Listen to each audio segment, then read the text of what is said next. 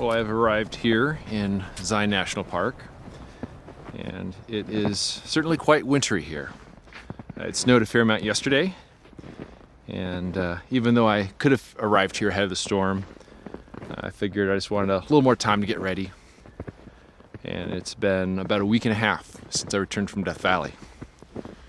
But I have no real goals for this trip. I don't even know how long it'll be.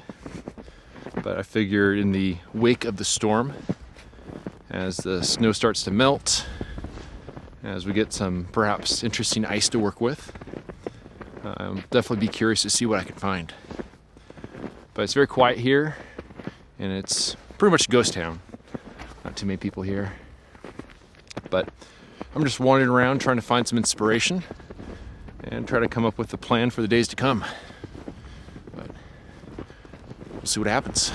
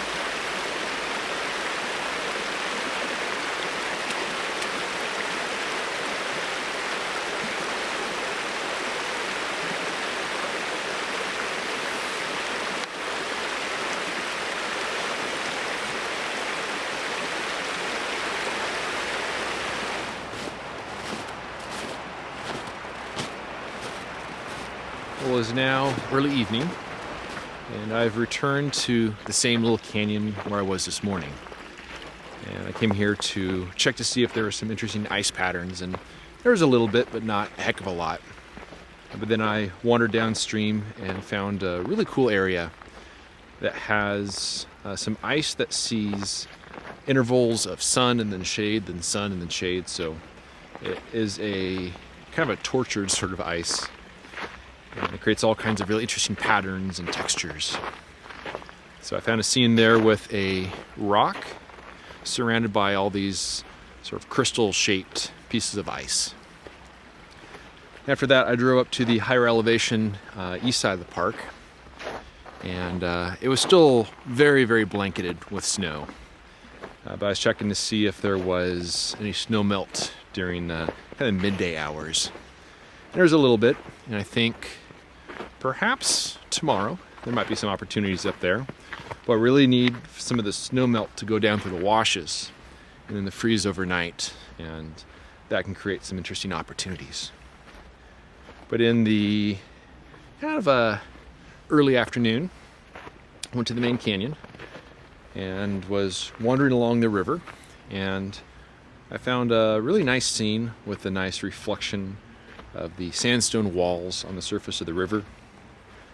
And I exposed a few sheets of film on 2 different compositions, so that was nice. And while I was doing that, there was a California condor that was circling overhead, so it's really cool to see those birds. I don't know off the top of my head the wingspan, but it's like 8 feet or something like that. They're really, really massive birds, so it was really cool to see. But now I'm out wandering again, coming up with a plan for tomorrow morning. The areas I like to check that have some flowing creeks and such, see if there's some interesting ice on them. And then perhaps, depending on the situation of the snow melt in the higher elevation areas, perhaps some of the washes up there will be pretty nice to photograph as well. But it's an absolutely beautiful evening here. Blue skies, calm wind, and we'll see how tomorrow is.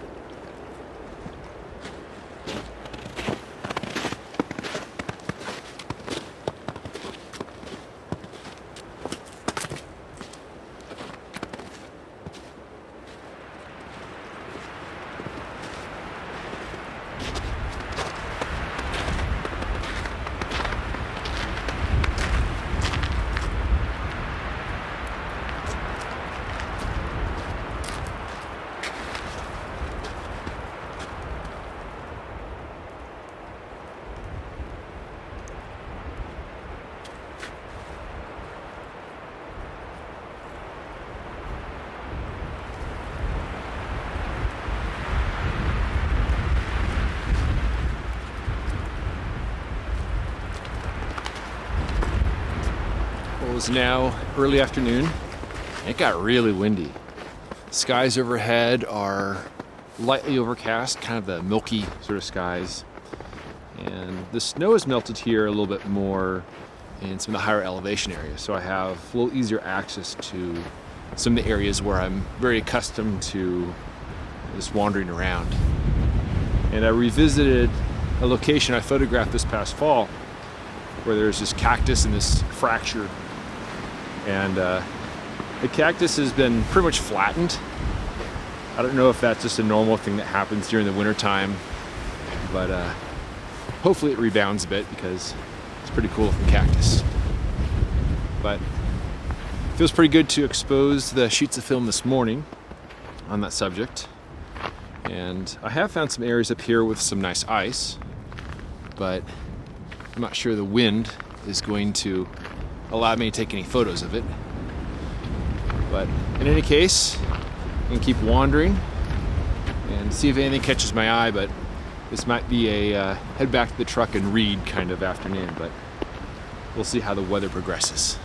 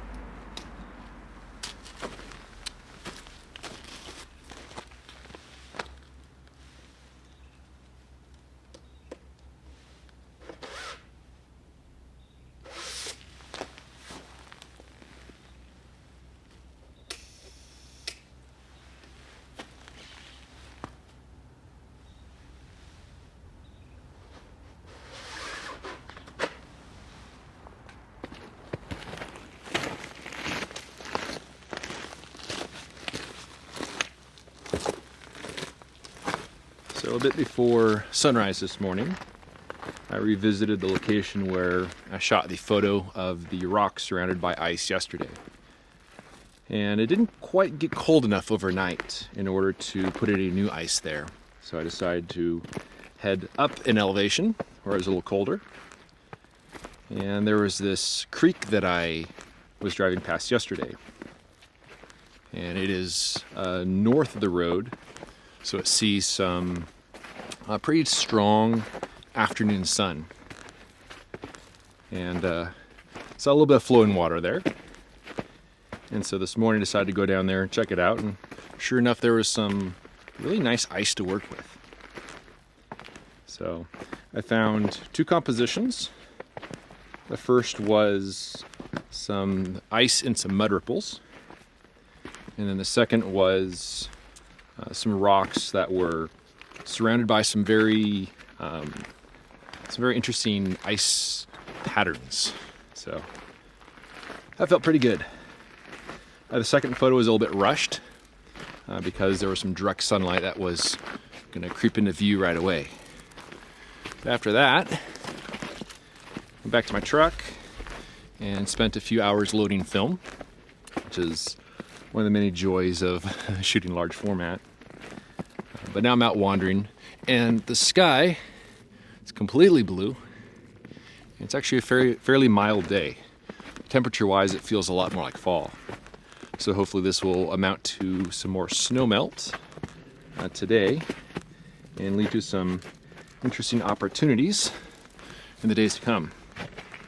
The park's a bit busy today, which makes access a little bit difficult at times, so I'm just spending some time wandering around here, see what I could find. I spent a total of 5 days in Zion, wandering, photographing, and revisiting many of my past subjects. And in that time, I exposed a total of 23 sheets of film. Only days later, a massive winter storm would sweep through the park, transforming the landscape once more to a winter wonderland. And although I could have extended my stay to experience Zion in these conditions, I decided to head home as planned. The winter storm was significant indeed, resulting in road closures throughout the park and even several closures along the freeway headed home. And although it's a thing of wonder to experience snowfall in a place like Zion, it was on this trip that I learned how peaceful and beautiful it is to arrive just after a storm, and to watch as the areas I love were slowly revealed day by day. Thanks as always for watching, and we'll see you around next time. If you enjoy this ad-free and clickbait-free content and want to help me live my dream, a voluntary contribution through PayPal or by joining my Patreon helps keep my gas tank full and my film freezer stocked. For more information on how to support me and my work, please visit the donation section of my website at benhorne.com/donate. I also have prints, eBooks, and my annual print portfolio is available on my website. You can find a direct link down below in the show notes. Thanks in advance for your support.